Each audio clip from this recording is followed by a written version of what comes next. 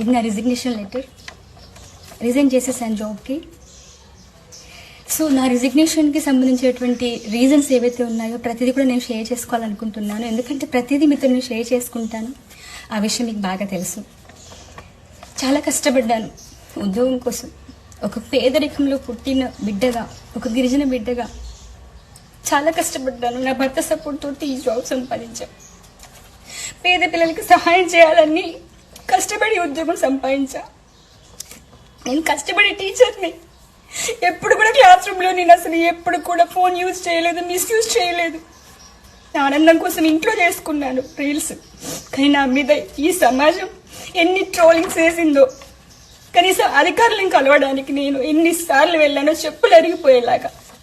ఒక్కసారి కూడా నాకు డిఓ మేడం గారు అవకాశం ఇవ్వలే అపాయింట్మెంట్ కలవడానికి.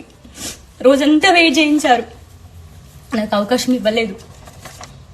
ఎందుకంటే తప్పు చేశాను కాబట్టిగా, నేను శిక్ష అనుభవించాలి కాబట్టి 6 నెలలు వాళ్ళు శిక్షించినట్టుగా నేను శిక్ష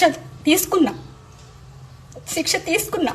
ఎందుకంటే తెలుసో తెలియక చేశాను తప్పులు అందరూ చేస్తారండి, ఎవరు చేయట్లేదండి. ఒక గిరిజన బిడ్డని, నాకు అవగాహన లేదు, నేను చేసా తప్పు.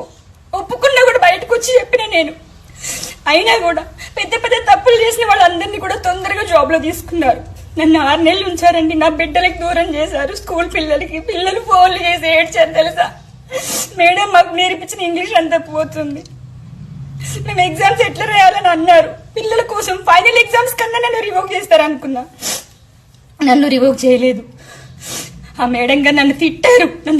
ఆ రోజు వెయిట్ చేసా ఆమె కోసము. ఈవినింగ్ 7:30 వరకు కూడా ఉన్నా నేను. కలిసి వెళ్దాం ఎట్లా చేసన్నా అని.